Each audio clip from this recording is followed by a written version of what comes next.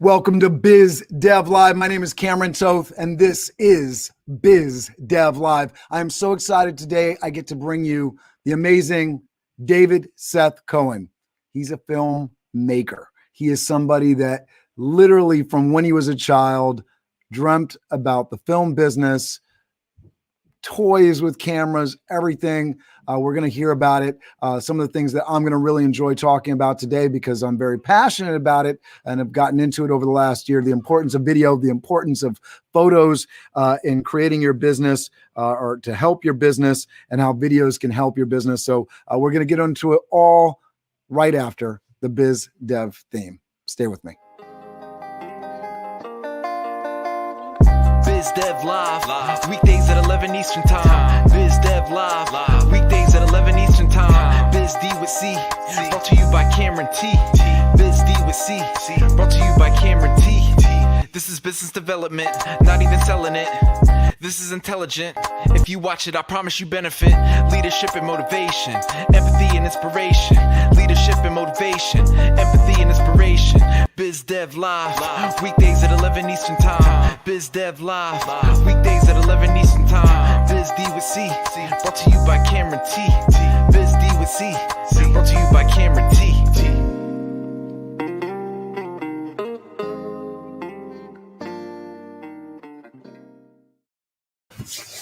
David Seth Cohen is a writer, producer, director, editor, and actor. He was born in Brooklyn, New York, Brooklyn in the house, and was raised on Long Island. Ever since he was a kid, David loved to entertain people. By age 10, he began making films and performing live shows with his cousins for the family to enjoy.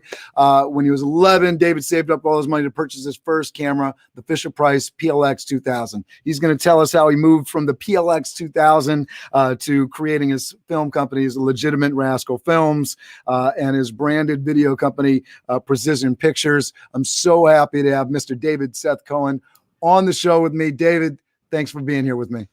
Hey, Cameron, thanks so much for having me, man. Really enjoyed the opening song of your show here. That was a great rap. Really cool. Loved it. Thank you very much. And thank you for the kind words, man. I started at an early age, just kind of loving film, kind of took off from there. Tell us what Legal Rascal Films and Precision Pictures, what are the kind of the services you offer, the value you provide? I know just before we jumped on, you were talking about one of your things that you love to do is helping out nonprofits raise money through the videos for their organizations. So tell us a little bit about some of the services you provide, and then we'll get into the backstory here. Sure. Legitimate Rascal Films is an actual film company, right? So through that company, I produce your documentaries or feature films, any kind of actual like film or TV series, that kind of stuff. I just last year we finished a pilot for a TV series called Hoboken's Least. Really, really cool. It's about a real estate agent, and we're hoping to shoot 2 more episodes this coming season. After all this COVID stuff kind of dies down a little bit. As far as other projects through Legitimate Rascal Films, I am releasing a documentary this year. It's called Finding Sandler.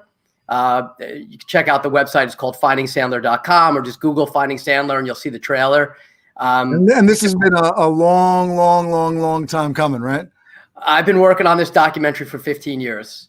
It started out with a dream, like literally a dream that I had one night. And when I woke up, I decided I was going to make a movie, and a bunch of people liked the concept and were willing to help me out. And 15 years later, it's just about finished. We're starting to submit it to festivals now, and we're hoping to get distribution for it on, some really cool platform, and we'll see where that goes. For anybody that's wondering, that's watching this, the Sandler he's talking about is Adam Sandler. So I'm an Adam Sandler fan as well. So Sandler's, you people have that name, but yes, we're talking about the one, the only Adam Sandler that makes a lot of films and is a very funny guy. So, I also wanted to give a shout out to Craig Caruso, who's also a Jets fan. You guys and Gary Vaynerchuk, right? All in that same bandwagon, right?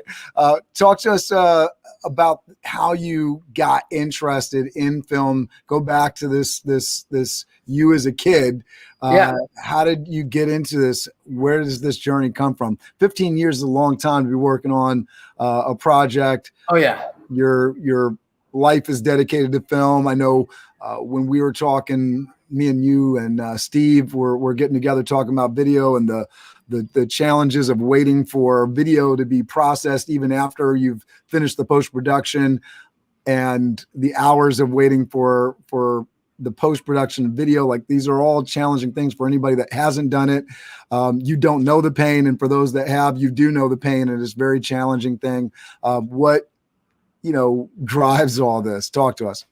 Well, when I was a kid, my cousin and I used to kind of come up with these little ideas and make these like little films for our family and stuff. We do like films and shows and stuff like that.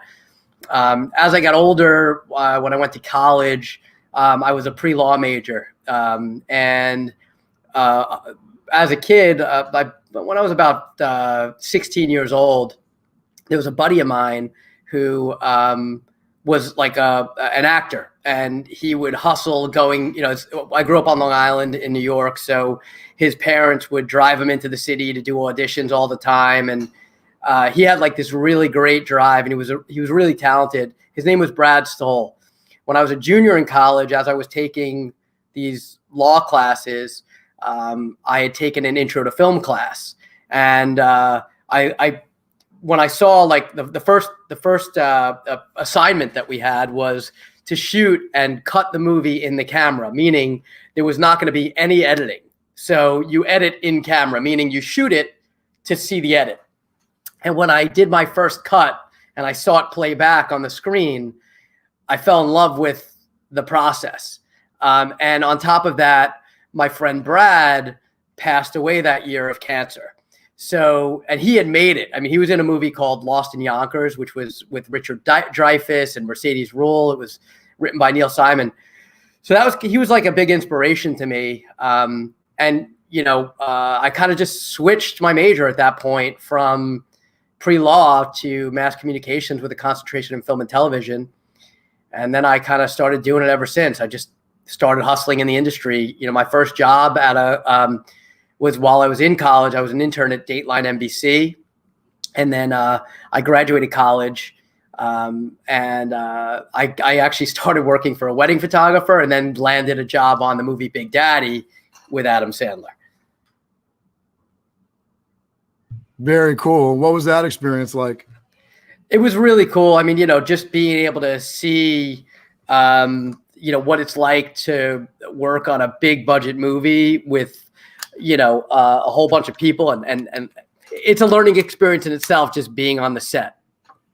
Yeah, absolutely. And what was because I mean, I know a lot of things, you get into, you dream about something, and whether it was meeting Adam Sandler or actually being on, the film set, some people say, don't meet your heroes, things will let you down. What was the experience like for you as you were, kind of working your way up? You sort of got into, I mean, even NBC Dateline, right? That's the big budget studio. Yeah. It's where all the nice equipment is. It's where the big personalities are, both in front of the camera and behind.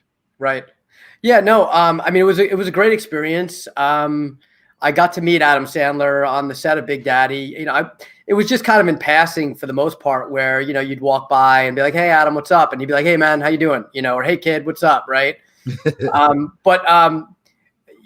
I worked on the film, I actually worked for the costume designer, and during the filming of Big Daddy, Sandler was releasing The Waterboy, and they happened to be doing a premiere in Manhattan.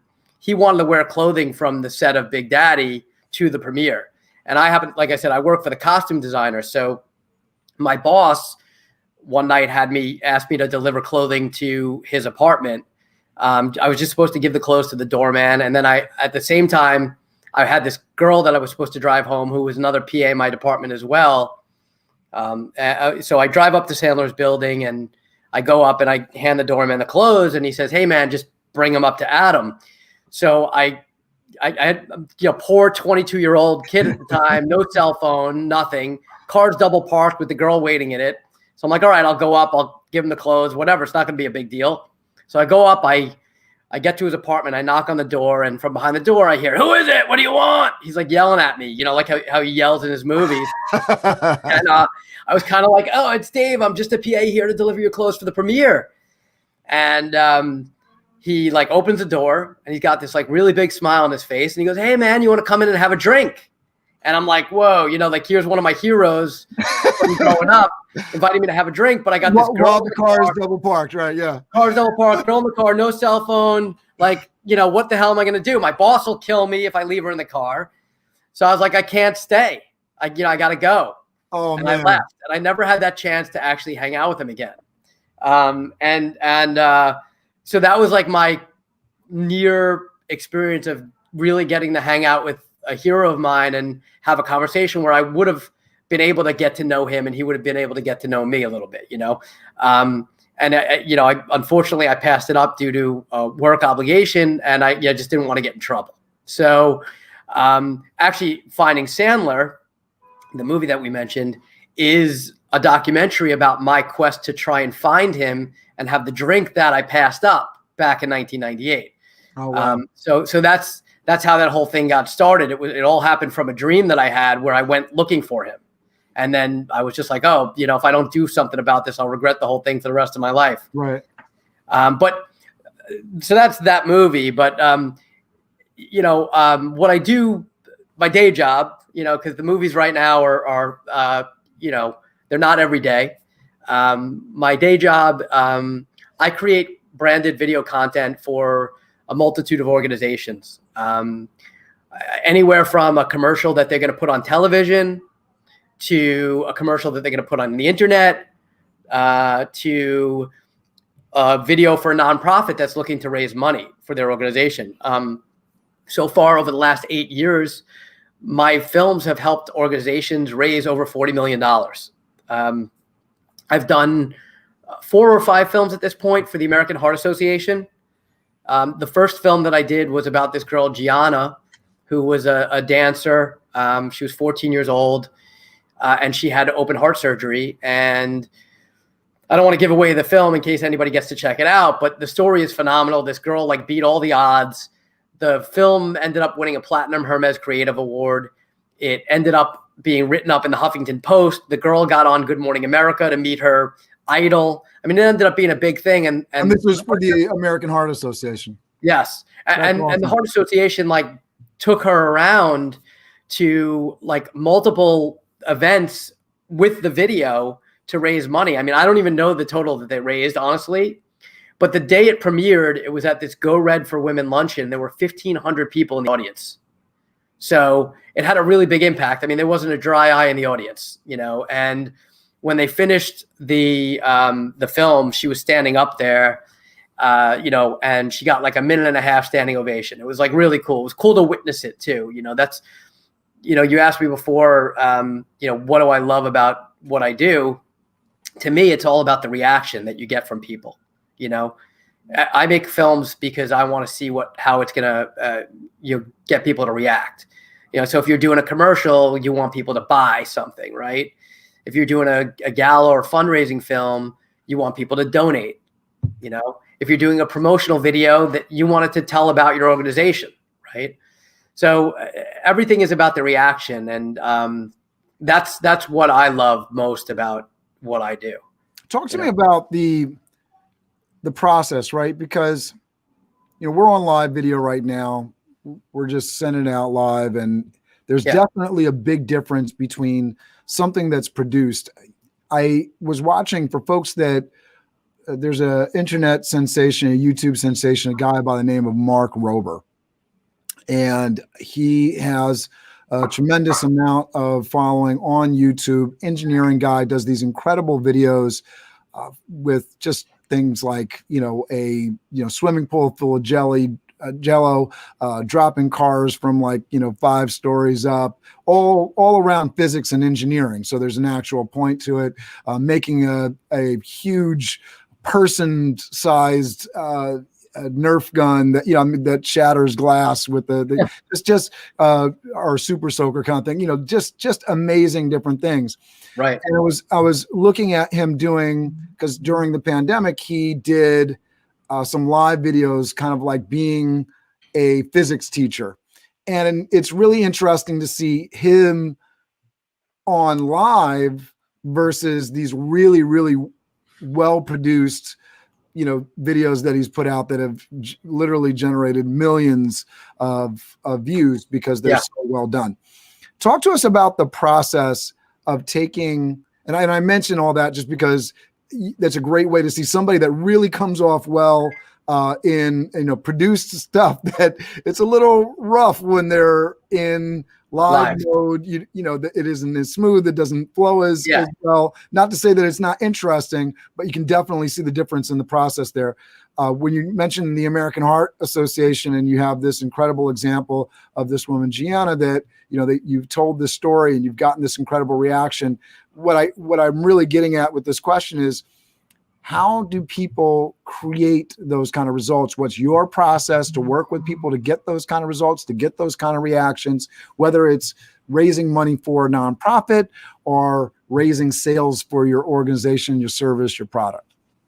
Yeah. So every project is different, right?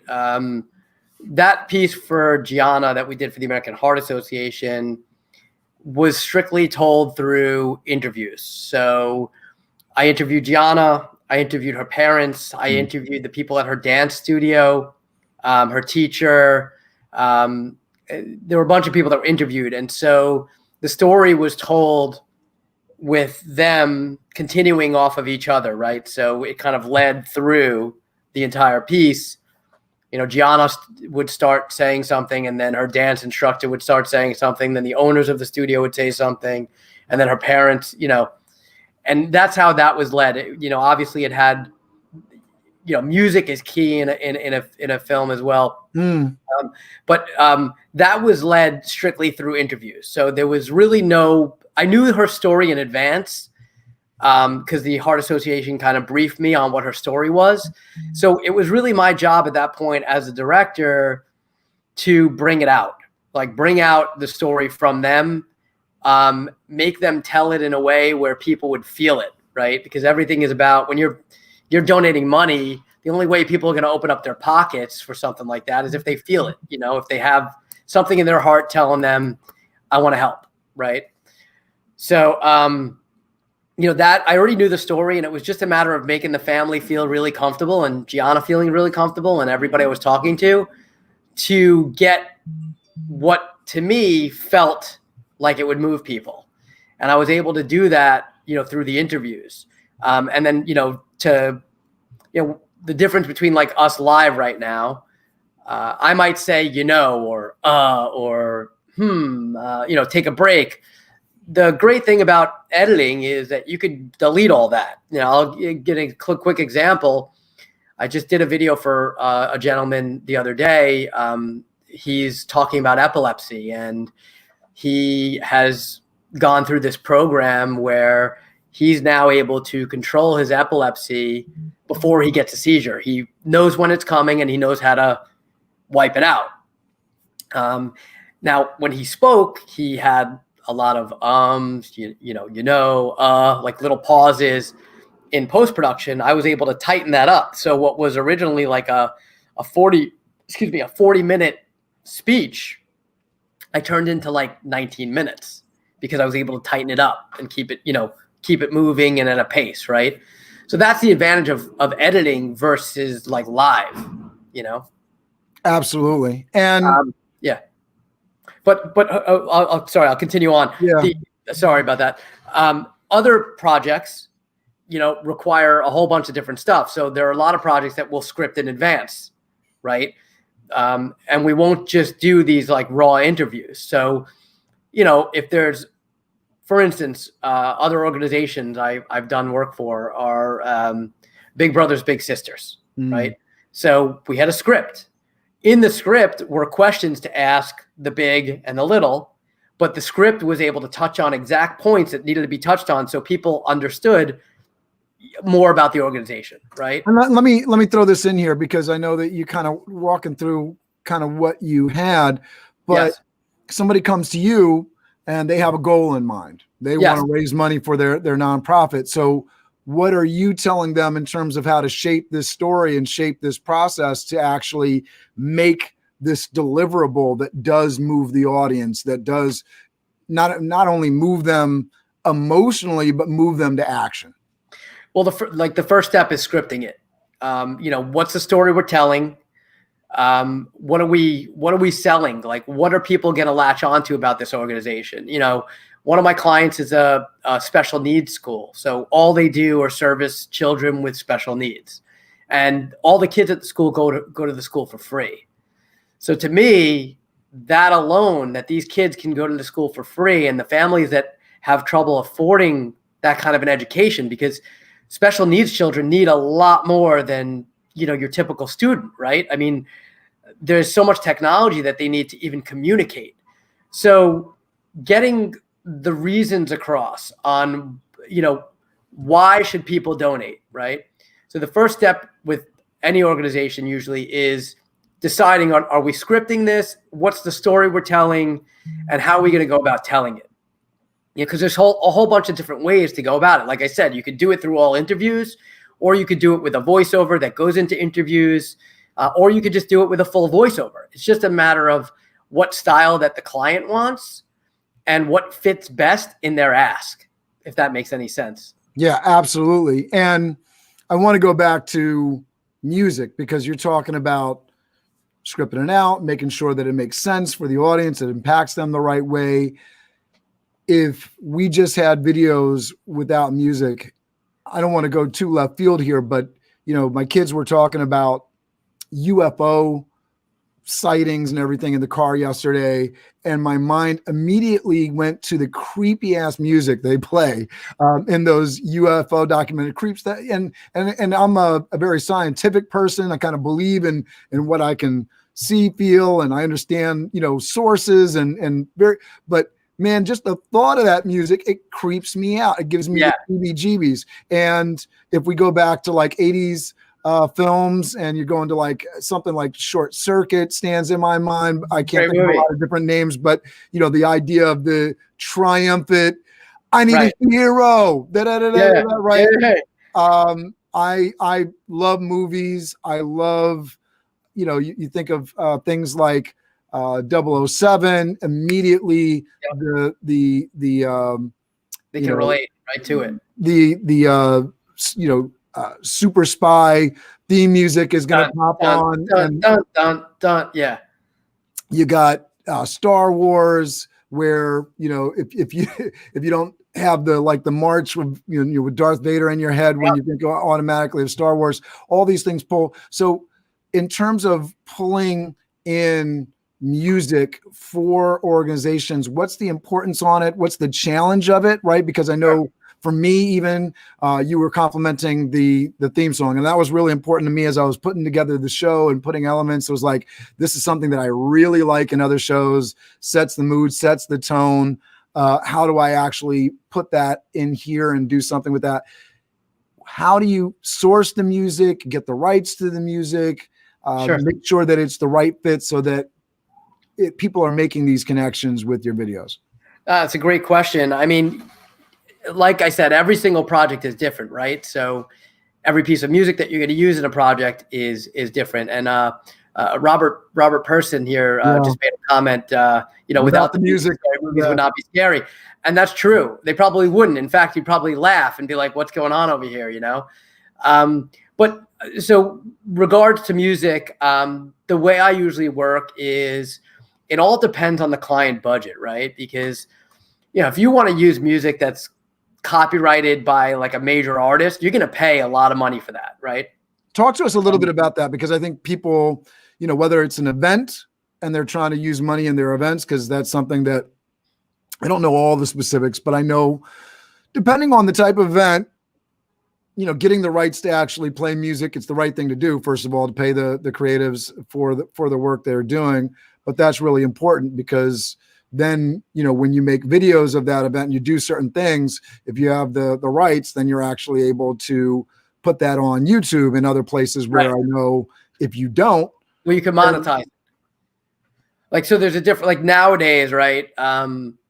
You could use a song that's like copyrighted and you could put it on YouTube, but you can't monetize that video. So even if you get like 500,000 hits on your video, you're not going to get paid a dime because that money is going to go to the copyright holder of the music. Right. Well, I also think about this, whether it's a nonprofit or it's involved with a company, you can think of scandals around, politicians using songs without the rights at their events. And the artist is like, nope, don't want to be associated with that. And you didn't get my permission.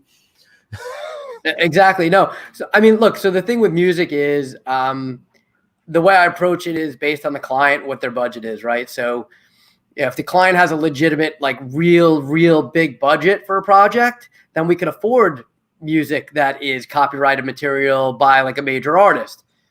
Most nonprofits, most organizations don't really want to sport out that kind of money unless they're like a huge organization, like Geico. And what's the case for and against? Like, why would I, Well, it's a branding thing, right? So, think about. So I want to just question that a little bit, right? So if I have a Beyonce song, in my nonprofit video, is that the right move for me? Because are people thinking of my organization, or are they thinking of Beyonce? Like, what's the, seriously, like what is the reason to do it? And what's the reason not to do it? I understand there's the cost there, but forget the cost. Should I have an artist, or should I be going for original music? Like, what should I be doing there? Well, look, I mean, if a Beyonce song fits with the mission and is able to move people in the direction that you want to move them, because essentially that's what music is there for, right? It's to move you. Just like Robert wrote here about scary movies, and without the music, it wouldn't probably be scary, right? The music is there to move you, to make you feel scared, right? To bring up the tension. And similarly in, a nonprofit film, the music is there to make you feel a certain way, make you feel sad or inspired or, whatever it may be. So I could see something like the American Heart Association doing something like Destiny's Child, I'm a Survivor. In terms of the movie sense, where an artist really fits in. I think a lot of people can think of a lot of things, but when we're some of the things that I was mentioning before, some of it was original music created, which is sort of the point here. Like, maybe I want original music because I want to create something that people then, that's my theme music for my organization. The music that I put at the beginning of the show, that's original music. If you hear that, I want them to associate with the show. But I Need a Hero, I don't think that was made for a short circuit. I think that was a popular song that was made before. And I think, if you go to like Lost Boys, I don't know if everybody's going to remember that movie. You can definitely tell I'm an 80s, 90s child, but The Lost Boys, I think Strange, which was like the opening of the movie. And I think that was by The Doors, right? So that fit the movie. I think those are things that sort of enhance, because I definitely remember the movie because of the music. Right. I would say for folks that are like looking to do something, right, it's like getting people to remember because of the music. Well, yeah. Well, so that's the thing. Like, that's why people would pay for some copyrighted music. The reason they would pay for it is because that will associate the artist and the song with their, whatever they're selling, right? Like, that's why you see on commercials all the time, you'll hear music from major artists because they want it to associate with their brand, But as far as like these nonprofits, a lot of times they don't have like a ridiculous budget. And that budget wouldn't entail getting, copyrighted music. However, there are a lot of websites out there that offer what's called stock music. Right. And you could purchase a license to it for way cheaper than it would cost you to get a license from anywhere else. The other option that, organizations have, and again, there needs to be some sort of budget for this, but depending on who you bring on, is having a composer compose actual tracks for the project. A documentary, Finding Sandler, just to give you an example, years ago when I created this trailer, I reached out, there were a couple songs that I wanted to use in the trailer. One of them was called Hollywood by Collective Soul. And I reached out to, there's a couple different licenses that you need to obtain when it comes to, that kind of music. And the license was going to cost me over $10,000 to use for the internet on a year, for 1 year.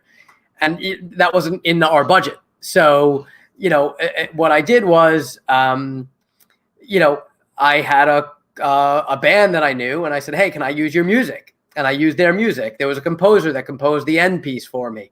For the documentary now, I have a guy who's composing the soundtrack, and he's doing an amazing job, like making, we originally put in temp music. So we had an idea of what we wanted, and that temp music included a lot of songs that were copyrighted material. For instance, I don't know if you've seen the movie, it's got Christian Slater and Rosanna Arquette. Christopher Walken's in it. Oliver Stone, I think, wrote it, or Tarantino wrote it. Oliver Stone directed it. True Romance. There's a great song in True Romance that was done by Hans Zimmer, I believe. Funny where the mind goes, because you say True Romance, and I think immediately Lady Gaga, because that's the name of one of her songs, right? Yeah.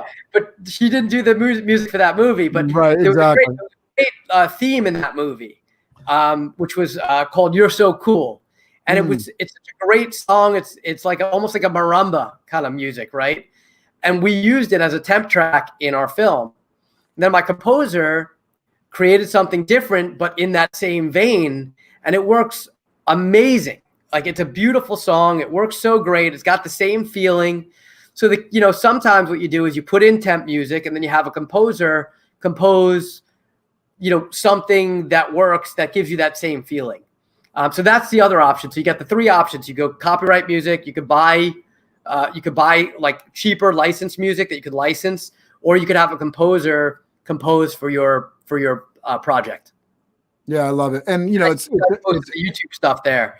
There's also a YouTube audio library, yes, that you could pull from, but it's very slim pickings on there compared to purchasing. There's not so many. It's not as much to go through. There's not as much content as there would be on a website you would purchase from. Yeah, absolutely. And I'll just point out, like, one of the things that I can't share that song from the movie that you're talking about. I'd love to pull it up and play it, but then if I put that out on YouTube and even some, Facebook, they will block the video or all that stuff. They might flag you. Right. And so all those things are really important as you're putting video together, whether you're doing it yourself. I love platforms like TikTok because they've gotten a license for the music. But if you take that same video and put it on YouTube, you're going to run into the copyright issue. So I love, working with somebody like yourself that knows the ins and outs of actually how to actually use the music, figure out that solution, because at the end of the day, for me, I love when you said, music is really, what helps shape. And, Robert's comment around, people are more attracted to the movie. The music fits the mood of the movie. I know, like, Suicide Squad got panned, but I love that music particularly because of the music, right? Without the music, scary movies would not be as scary, right? So I love that piece of it where you're saying, all right, let's put this music in here. I love the element of it. You could create a theme song for the movie. And so often you see movies nowadays, these big budget movies, and I'm sitting there like, why didn't they put more energy into the music for this film? This could have been amazing with something that would have been a thematic, track, especially because everybody wants to do the sequel and the sequel to the sequel. It works so much easier if you get people in the mood to hear and revisit that sound that you created, right? But I know it's not an easy thing to do. No, it's not. I mean, I'm lucky. There was a band that I shared my film with, and they were willing to do a theme song for our movie, like an actual theme song that they sang, recorded in the studio. It's called Hey Adam. The band is called Sky Factor. They haven't released the song yet. We haven't released it yet, but their music is great. They're a really solid band. And I feel lucky and blessed to have a group like that to do a theme song for my film. There's also a hip hop artist that might be doing a song for for my doc as well for the end credits, which will be pretty cool because it's a whole different kind of flavor that you're bringing into, a film. Yeah, music is so key in any production that you're doing. It doesn't matter what it is. Even the video I was telling you about before, the epilepsy video. I mean, it needed a soundtrack throughout. If it didn't have a soundtrack, people might, get tired after, music is important. Everyone says, what's the soundtrack of your life, Yeah. And I want to go back here because I'm glad. I was personally happy to have that conversation about the music, but I know we want to focus on the importance of video in somebody's business. So, and I know we've talked a lot about the nonprofit, how important that is. Why do you think video is really important for a business these days? And I'm definitely an advocate of every company needs to be a media company.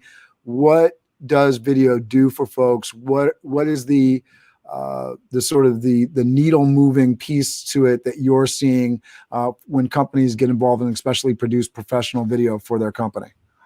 Well, again, it's all about moving people, right? So creating videos for organizations, the key is to, most of the time get people in the door to buy the product, right? So, and there's different ways to go about doing that. But to me, it's so vital for companies. I mean, it's an easy way to get people's attention. It's an easy way to keep people's attention. You go on websites and there's like a whole bunch of written content. I mean, if I see a whole bunch of written content, I'll scroll through. I won't read the whole thing. But if there's a video that keeps me engaged, I'll watch it. It's funny, like a little bit before we got on this, I was on, I did like a Zoom one-on-one meeting with these two gentlemen that have a company which basically helps on taxable items for people that are, international. So that do items back and forth, shipping international. And they help those organizations. And he's trying to explain it to me. And I go to his website and it's all this written content. And I was like, it'd probably be like way more easier for you to just show what you do through an explainer video, a small little explainer video, a minute. And talk through for folks that don't know what an explainer video is, because there's lots of different ways that you could do an explainer video, but let's talk through what the purpose and goal of an explainer video actually is. So an explainer video is to do exactly what it says. It explains, right? So you have a product and you want people to know what it is and how it operates. You might have an app and you want people to know exactly what they need to do to become part of that app. I did and how long should a explainer video be? No more than 2 minutes. Why? Anything longer than that's going to be, too much. I would even say the shorter the better. Remember, people's attention spans are like, quick. So I did an explainer video. I did 2 of them for this company called Au Pair. Au Pair is like a service that provides, medical professionals to people's homes, right? So we did a provider video, and I forget what the other one was called. It was like one was for the provider and one was for the people that needed the provider. And it basically told you how to sign up, how easy it was to sign up, what to do, and then how to work it. And that was it. It's very simple. But it explained it. Whereas instead of somebody having to like read through a whole bunch of content, we do this, it could be said in a couple sentences. You could literally show the app, show somebody clicking different things. And these are like, we used animated characters. So it was, animation seems to keep people's attention a lot more than, like a talking head would bore the hell out of people and they'd shut it off right away. But if what's the reason behind that, do you think? Just looking at the same thing for 2 minutes. Look, neither of us are celebrities, right? If I were Adam Sandler, we would have, 10 million people on here watching just because they wanted to see Adam Sandler speak or hear Adam Sandler speak. If you're not a major figure, nobody's going to want to sit there and watch you talk for a minute or 2 minutes fully. You got to make it a little more interesting. you know? I think So there's a lot of things that go into it too, right? Robert, first of all, Robert's volunteering to do the spoken word poetry for your movie. So there you go. And then Robert says, we all love cartoons. I think one of the things that's sort of interesting about cartoons is that it's a little bit of a dumbing down, right? So you want to get content across, and there's not as much that needs to be. I'm here for you.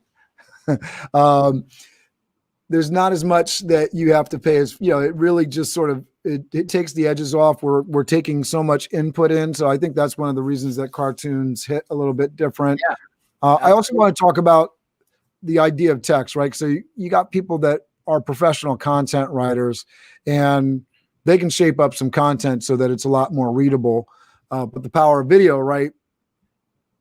An image is worth 1,000 words. And we're going to get into the photography thing too, because that's been huge for me. I know it's been a revelation for me as I've been on this YouTube journey, just the idea of putting images together. I never thought I would say I'm like a guy that spends a whole lot of time doing graphic designing. I didn't go to school for it. It wasn't something that I ever had a passion for, but now a good percentage of each day, I can say, whether it's 12%, 3%, whatever, but each day I am on Canva. I'm on something where I'm putting images together. I'm uploading images, all that kind of stuff, because of all these events and projects that I'm a part of, and BizDev Live, and the photography really helps. And talk about, dumbing things down, just having an image of you without the background in it that you can stick into different things. It makes it fun. It's my branding. I think it's really important for people as they're building their personal brand. I was watching this thing with Gary Vaynerchuk the other day, and he was talking to a guy that has a used, I think it's a bunch of car dealerships. I don't know if they were used cars or whatever, but he had this, I think they were used cars, because he had a character that he would get dressed up as, like the cheap, whatever, salesman guy. And Gary Vaynerchuk's advice was immediately make it a cartoon. One, because of exactly what we're talking about, just the, ease of making that viewable and readable and relatable for folks, but scalable, right? So one person, if you got to go out and dress up as this person and entertain at these different places, there's a limit. But your cartoon, your emoji, right? It can go all over the place. So you make that popular, and that can represent your brand, unlimited amount of time in an unlimited amount of places.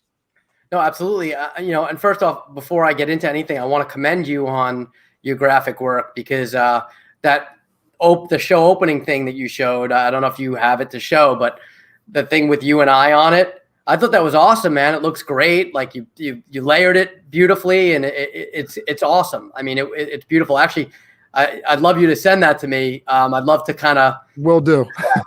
It's really great. But I'll take compliments all day, David Seth Cohen. Thank you very much. It's really good. But as far as cartoons and everything else, just to kind of go on it, in my movie, the documentary, I had done like a bunch of reenactments, like the story I told you about passing up the drink when I knocked on his door. And, originally I had somebody shoot me. We went into a building, and I went and knocked on a door and, stood at the door. And then like, I saw a film that used animation as a reenactment. And I was like, you know what? That's a great idea for my film, because I could take myself anywhere. I could bring Adam Sandler into the picture, like, without having to try and get Adam Sandler to come to the door. So what we did was we ended up animating a good portion of the film. There's probably about 50 animations in my movie right now. But as far as businesses go, I did something not too long ago during the pandemic. A client of mine is a real estate broker, and he is trying to, sell a different kind of real estate, rebrand himself as like a different kind of broker, right? And so we wrote a script for him where he's live, kind of like you and I right now. So he's talking like this, hey, and I'm so, and then all of a sudden he turns into a animated character that looks like him. Love And it. the animated character brings you through the rest of the journey of the project, of the explainer piece. And then at the end, it comes back out to him live again. And that's a cool way of doing something. You know, there's so much you could do with, like you said, there's so much you could do with animation. You could put somebody or something in any situation. You can make it move with sound effects. You know, it could be cute. It could be funny. There's a whole lot that you could do. Are there simple programs right now for people to kind of do animations on their own at all? I don't really know of any simple programs. My animators are usually using like Adobe After Effects. Some of them use like to create. They use Moho, and then they edit things into Premiere. There's, you know, for real big like 3D stuff, there's Maya. But you know, I'm sure there's something out there. I don't know. Well, one of the interesting things is, as we're getting more into like these AR augmented reality features, and you can see examples of that in something like Pokemon Go, the game, but also in Snapchat filters and you know, these different filters that you can use on these devices. There's a guy on TikTok that I think he's at The Real Indian Dad on TikTok, and I think it's his. I think I want to say it's his wife that is this social media influencer. But he's basically, for lack of a better way to describe it, it's his body and it's a Bitmoji face, and I love it. And I'm trying to figure out how to do it, because I think one of the things that sort of keeps me and prevents me from doing like TikTok as much as I'd like to, which is a great video platform, and just to speak on that for folks that are starting to get into video. There's definitely a big difference between professional video, having something done, having somebody cut out all the gaffes. It makes it a lot easier. I did a bit of an explainer video. It was about 3 minutes long, which was really good for staff with the company. And they did an incredible job. And that I didn't write out a speech. And at the end of the day, it looked like a professional speech. It looked like I knew what the hell I was talking about. And it looked like I got it all out at one shot. And it's amazing. But there's these different things that you can do. TikTok is great video production, and you can go on there and create videos for your business, for your personal brand. And I think something that you spoke to, which I think is incredibly important, is, you know, even you as a film producer, you're looking at other films and getting ideas and going someplace where, you know, people are producing all of these different types of videos on TikTok. And I know people think about TikTok and like, I don't want to get on TikTok. I just saw a post today. I don't want to get on TikTok. I don't have time for that. I don't want to dance. There's so many people doing all of these different things in these apps, you know, like TikTok, which is an incredible video production tool. You can put the text in, you can put the images, the GIFs, all these different things that you can add, the filters, things that would have cost you in 2000, $20,000-$30,000 to produce, you're able to do on your phone right now. I mean, and it's even incredible. I don't know if you've done any of the film production, but it's interesting, people, you know, filming these professionally looking videos, you know, like music videos with different high-end cell phone cameras. I mean, it's incredible. No, I mean, listen, the world right now is video, and everything is revolutionized, you know, TikTok, Snapchat, all that stuff. And, you know, TikTok's, you know, a little different, whereas you could create your own video from scratch on TikTok if you want, of course. And some people do have pretty good cameras on their phones. But, you know, to me, look, TikTok's a great space to be able to advertise nowadays, especially if you know what you're doing on that thing.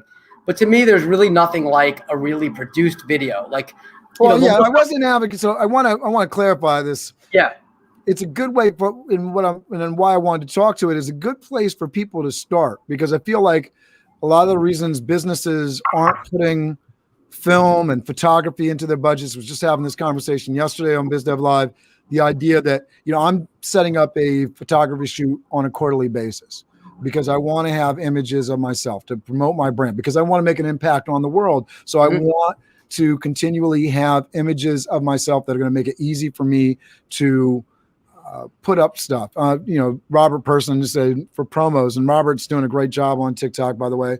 But the idea that you can get on there now. You have somebody like, and I'm going to forget his name, but there's a music artist. Maybe Robert will help me out.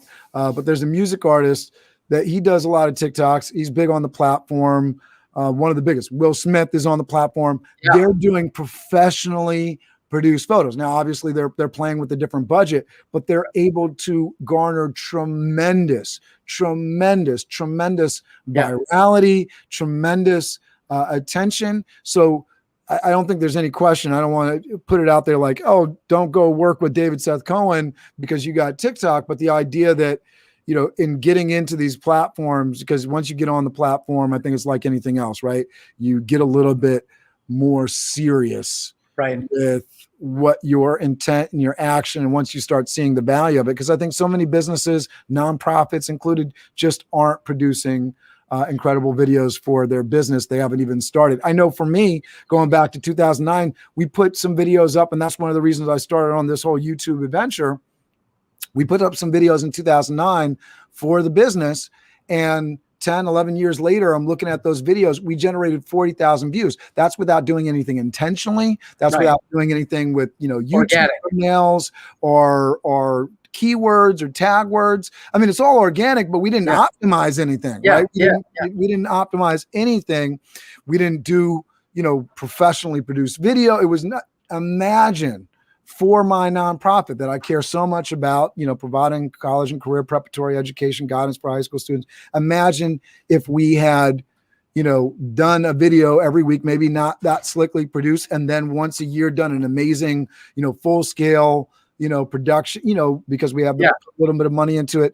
Where would we be 10 years later? And so that's sort of the thing where I think, in working with somebody like you and putting professional videos together for the nonprofit, for the business, because you got to connect right now to 20 years from now. You got to think about what you're doing right now as a launching pad for where your brand, your business is going. And it can be a little bit tough because people are, so much into like the follower count and the views and everything. But these things stay, especially like YouTube, it stays online and it's searchable content. So now when somebody searches your brand online, what are they finding? What's popping up? Yeah, no, I mean, before you had mentioned Gary V, I saw a video that he produced where, and again, he has a budget, so he has somebody doing all these videos for him. He's branded. Now he has a budget, but he didn't start out with a budget. Like when he was doing Wine Library, it was just him and the camera, right? Yeah. Well, what he's saying is, organizations should be doing 30 to 40 videos a day, putting out stuff every day. I mean, that's a lot of content, and it's not very easy to put that much content out on a daily basis, especially if you're a small business. But a bigger company should be doing that, absolutely. And a great place to start is TikTok, Instagram. See, Instagram is good too. But like when you're dealing with somebody like like for instance, like a Will Smith, he's already got a built-in audience. He pops on and he gets millions of followers right away. I think the interesting thing there though is he's taking advantage of his fame. You have other celebrities that they produce movies. Maybe they're insanely popular bloggers, but they're not taking advantage of it. So I think it's like, yes, Will Smith is going to automatically enter the market a little bit easier than you or I, right? However, you got to look to the leaders in the market. You look at somebody like Gary Vee, and he's saying like, oh, produce 10 pieces of content a day. I like what Gary Vee has to say because I think he's trying to make it easy for people in the sense of document more than you're thinking about creating, right? So you're doing your job, you're doing your work, so documenting, and maybe you can speak a little bit to that as we start closing this out. Just the idea of, in terms of documentary style filming, putting things together for your organization. Maybe it's not as much about as, we got to go and, put a professional film studio together, but it's, hey, we're going to go into your office, we're going to light it right, so that we can see the scene, so that you look, like you got your best foot forward. And we're going to tell this story of what you do on a daily, basis. And we're going to bring that story out so people can actually see it. Because I know for our nonprofit, the work is happening.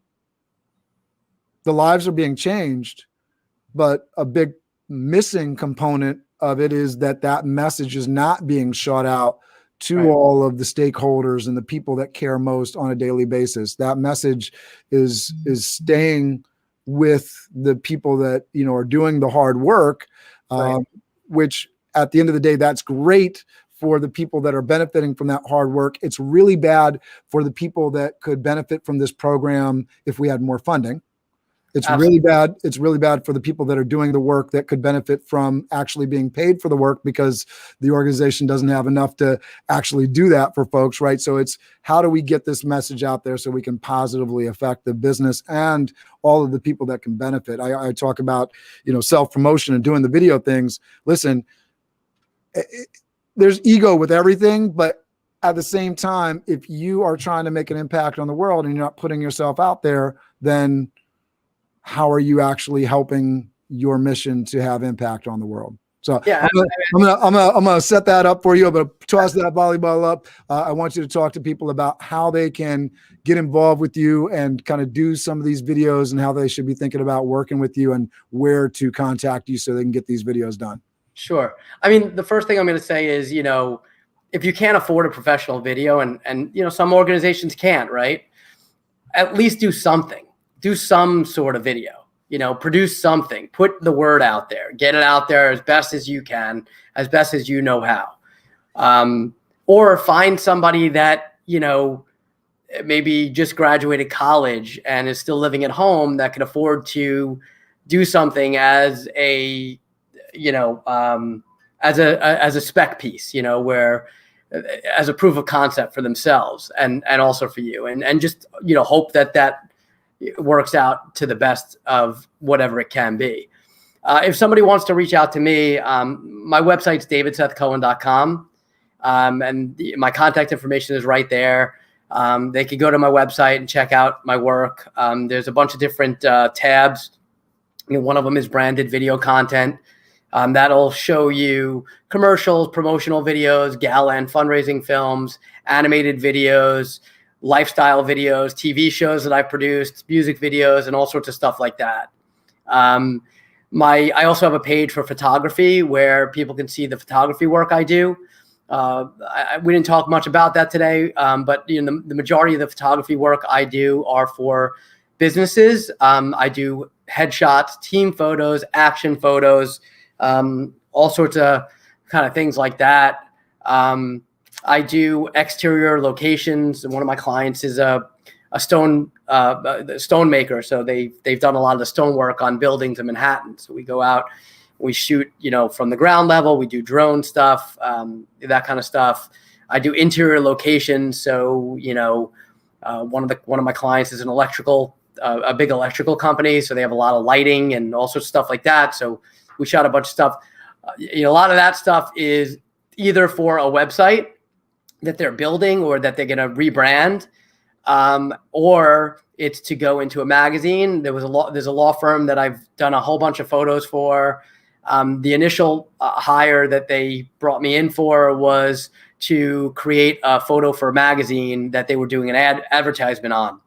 And so, you know, I did that. I've shot for the Muratoglu Academy in France. I've actually flown to France and done some photography work at an event called Verrazano. It was the Verrazano Open. It's since changed the name, but shot that out in Nice, France. I've also traveled to Marrakesh, Morocco for an event.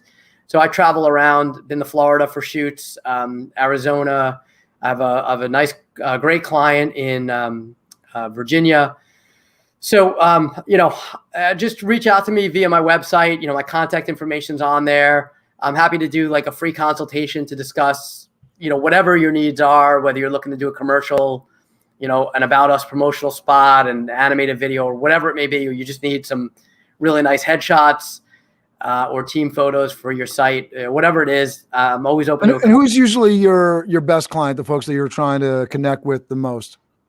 You know, I'm kind of all over the place. You know, I don't just have a specific like spot that I'm in, you know?